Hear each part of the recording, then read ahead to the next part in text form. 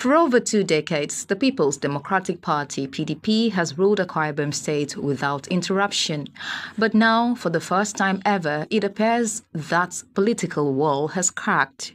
When Pastor Umoino took office in May 2023, he was PDP through and through, chosen by former Governor Udomi Mano and backed by the PDP structure.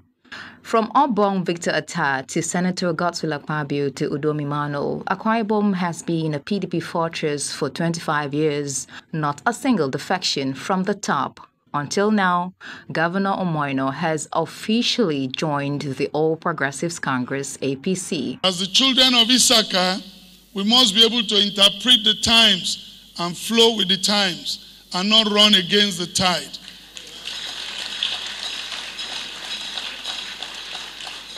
Having completed the rounds of my consultation as your servant that you have elected to serve you, I have therefore decided to progressively move to the All Progressive Congress.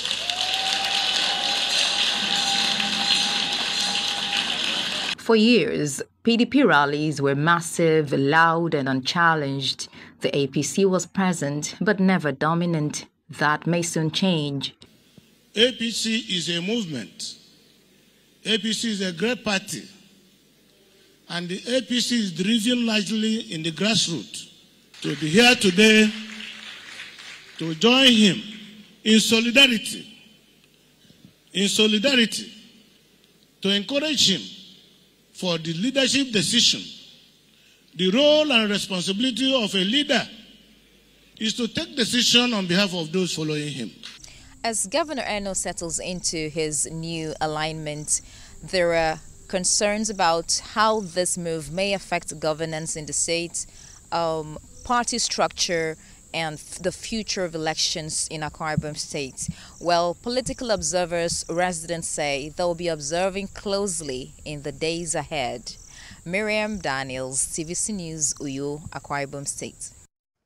Well, PDP has been in dominance in that particular state since 1999, and now we are seeing a shift from the PDP to the APC. Join us for this conversation is a policy analyst, Dr. Yusuf Haroun. Good morning, and thanks so much for joining us. Good morning, on the thank you very much. This morning. Some papers have described this as another hurricane of what is happening in the polity of Nigeria. What do you make of this latest defection? We've seen Delta. Akwa Ibom is now into the APC. What exactly is happening? Yes, thank you very much, Mr. Ajayi. On my way coming, I listened to the radio also and watched on TVC, and I saw the news where Punch described him, when you were talking about it, as Hurricane Tinubu. So I did a research and I said, why is it called Hurricane Tinubu? And there are 6 reasons which I was able to find out. If time permits, if not, I will just highlight one. One of the reasons why you've asked is that many people who are defecting, especially these governors, they want to have access to federal power and resources. If we flash back between 1999 to 2027, when Bola Tinubu was the governor of Lagos, he is someone who is outstanding, and he was called the last man standing in the Southwest because he was the only one who won the re-election. And he stood against the former president, former president Olusegun Obasanjo. He was not given federal allocation for local government, but he still stood his ground and was able to still influence. Many governors now, they want to be in consonance or in alignment with the federal power because many of them don't have that kind of audacity, which Tinubu had then and was able to stand against federal power. So one of the reasons why many of them are defecting is that they want to have access to federal powers. Number 2 is that for political survival, many governors currently, they want to survive in their states, especially in PDP where there are fragments, internal crises, they have problem with the national secretary, they don't know who is. And if they go into 2027 election without knowing who their secretary is, we know that some elections have been annulled by the court because of internal crisis in their political parties. So is that enough reason for them to now defect to the ruling party? No, another reason again is what we call the Tinubu's influence. Tinubu, as a master strategist and a legendary political influencer, is able to woo many of these politicians, many of these governors. like in Delta State, the former VP candidate to Atiku Abubakar, Ifeanyi Okowa, and even the governor, the current governor with his vice, and many of their House of Assembly members. So Tinubu's influence also plays a major role. Unlike other past presidents, I would say that Bola Ahmed Tinubu is the only president who has been prepared for this job and is the only real strategic politician who knows how to influence people. And your question also brings me to my fourth reason, is that Bola Ahmed Tinubu also knows how to influence and how to reward loyalists. If we look at Lagos as an example, many of those who worked with him, even when he was a governor, they are still working with him now. We can see Wale Edun, we can see the CBN governor, we can even see the IG of police. So this is the man, even we can see the Obas who have worked with him, either when he was a governor, they were police officers and things like that. So this is a man who has been able to influence people. And I recommend that maybe Nigeria University should put in a course called Tinubunomics, where they study the political influence and sagacity of this great man. Is Nigeria drifting into a one-party state? Because you've made mention of some loyalists. We've seen Aregbesola not in his camp at the moment. Now, it's not going to be. There are two questions there. Okay. Now, those are two things. Yes, about Aregbesola is somebody whom has worked with Tinubu even when he was a governor, he was a commissioner, and Tinubu influenced or helped work with him to even become the governor of Osun State. And all of a sudden, due to political differences, they fell apart. Because of this kind of reason, I don't think it's still going to be a one-party state. No matter how influential you are, no matter how good you are, some people will still have opposition to your ideas, to your policies. And a good example is Aregbesola. He will never go to APC as at now because of the bitter state. Another person again who will not go, you can see the former governor of Akwa Ibom State. From the research I carried out, the current governor, Governor Eno, tried to woo his predecessor, his boss, also to APC. But because the former governor and the Senate president have animosity and they couldn't resolve this, he has decided not to. So no matter how influential Tinubu is, there are some people who will not fall into his camp for political reasons. Atiku Abubakar will never come to APC again because he also wants to run for presidency, and APC has unanimously endorsed President Tinubu for 2027. We'll talk on the coalition, but let me allow my colleague to ask our own question at this time. So many political office holders in the state right now, they don't want to move. Some have moved, some have defected, to the APC, but some don't want to move. What do you think that this means for political stability in the state and also governance? Yes, so everybody is looking at 2027 now, and there's called election strategy. Some people who don't want to move know already that by default, APC has a rule, whether written or not written. When a governor defects to a party, to the ruling party, he or she takes the machinery of the state. So by default, the governor of Akwa Ibom becomes the leader of the party in Akwa Ibom. The same thing with Delta. So this is part of why some who also lost their ambition to become governors, they will not want to move because they still want to test their popularity and they want to give it a try. So they may remain in PDP. Mind you, some even in APC might defect to PDP or to other parties because they want to contest, and they know that automatically by them defecting to the ruling party, the party is going to hand over them a more favorable chances for them to run. But do you foresee this causing some sort of crisis in the state, maybe in the coming days, coming months? Because we had protests, some of the commissioners did not leave with him to the APC.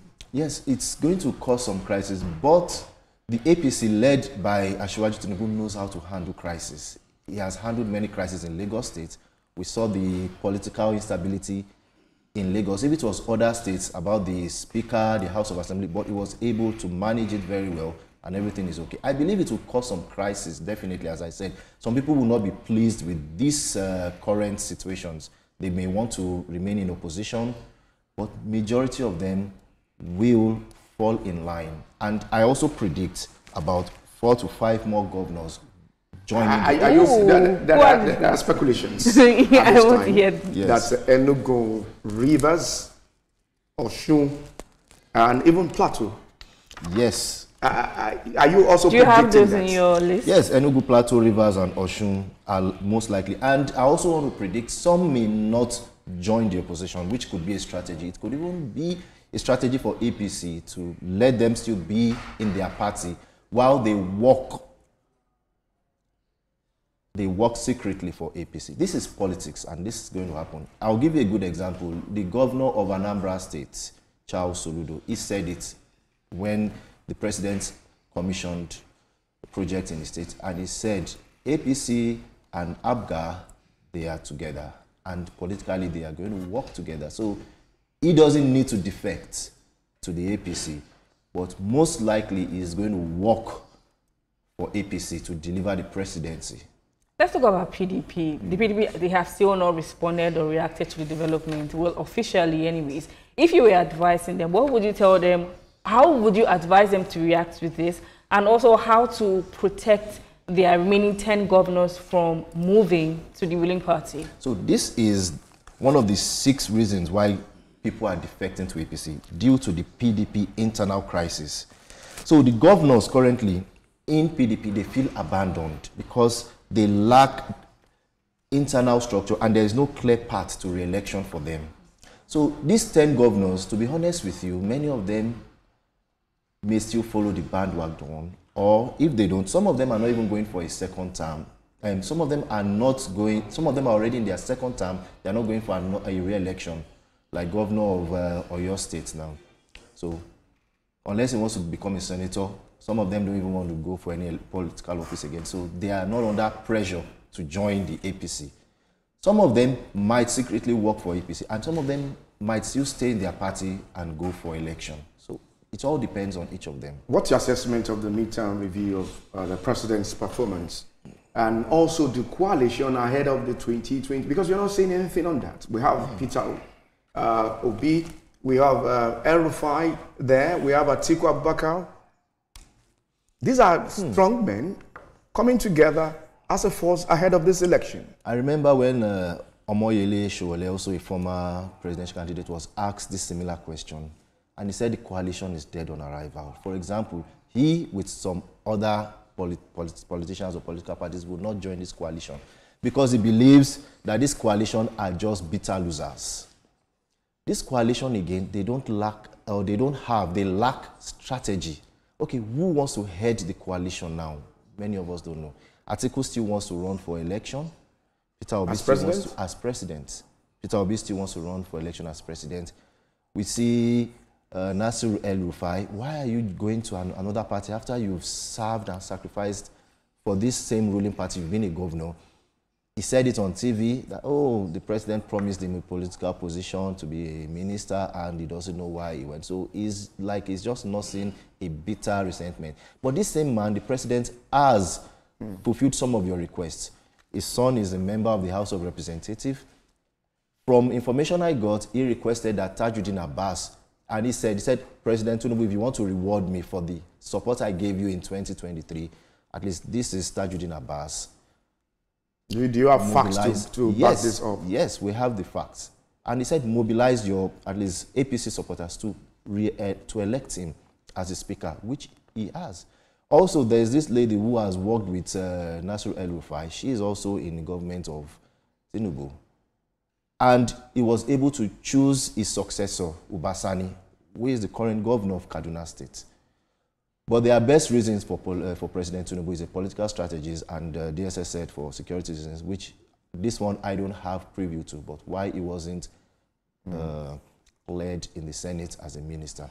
But I believe many of them, then one of them again is Rotimi Amici. Rotimi Amici came out to say he's hungry. There's even a popular joke about him with a cartoon. Somebody who has been in power for 24 years, he became the speaker of Rivers State House of Assembly at the age of 34. This is a unique opportunity for him, and he was speaker for 8 years. At 42, he became the governor. Well, he said he's hungry at the moment. This is political hungry for power. This is a man who has made a lot of fortune. What he should be doing now, he should be giving back to the society. He should have a charity fund where he should be employing people, sponsoring them a scholarship. He should be building hospitals more. He should be doing lots of, in his 60th birthday, he should be doing lots of Thanksgiving, charity, empowerment for the youths. Many of these youths are older than 34 when he became the governor, and they are not even in any position. Are you saying his statement is not justified? Speaking, it's not justifiable. The minds of some Nigerians that are also saying that they are hungry. So Nigerians generally say they are hungry, and I address this because many of we Nigerians, we can't only point to President Tinubu as the cause of our hunger. President Tinubu has publicly said he has released more funds to state governors. He has even made local government be autonomous, so they have access to funds. But many Nigerians are still complaining of hunger. So now we have to hold our local government responsible. We have to hold our governors responsible. It's not only the federal government we have to look at. Also, I say the labor who are always in opposition or calling for threats of strike or things like that. In other countries, the laborers mobilize people and empower them also. There are indigenous production. There are local productions. We can do things locally. Farming, agriculture, adire, many local things, music industry, entertainment. Nigeria should look inward on what we can do to be productive, not only looking at the president or the government for source of livelihood. Okay. What are the practical ways that constituents can hold their local government responsible? Like just giving 5. You've given us a list before. One of the ways is that many of us don't even know our local government councillors and chairmen. Sure. So one of it, we have to know knowledge. Number 2, we have to have direct access to them. Now, another advantage which the president did when he was a governor is that he even created LCDAs. So I in Bariga now, I don't even have to go to Shomolu. Before it was Shomolu local government. Now, even government is brought closer to me. And I personally went to visit one of the aspirants of Bariga LCD, discuss with her and also tell her that hopefully when you become the chairman, we are going to work with you practically in the field of health and all other aspects, create more health centers, provide healthcare services, bring healthcare to the grassroots. So I believe not only me, also those who are in the marketers, market women also went to meet this kind of person, met her, and also discuss on how they can also improve production. So many of us need to see how we can work with the grassroots to bring productivity to our work. This is our last question. Yes. What's your midterm review or assessment of the president in 2 years? And do you think he deserves another term in office? Sorry, and while you're answering that, you've been predicting things since you came here. So give us one prediction of something big that will happen in our political atmosphere before 2027. The big thing is that President Ashwaju will be re-elected for president. Before 2027. Okay, the big thing again is that many more people will defect to APC. This is just the reality. Many more people will defect to APC, even more than the ones we've mentioned. That is the big thing I see.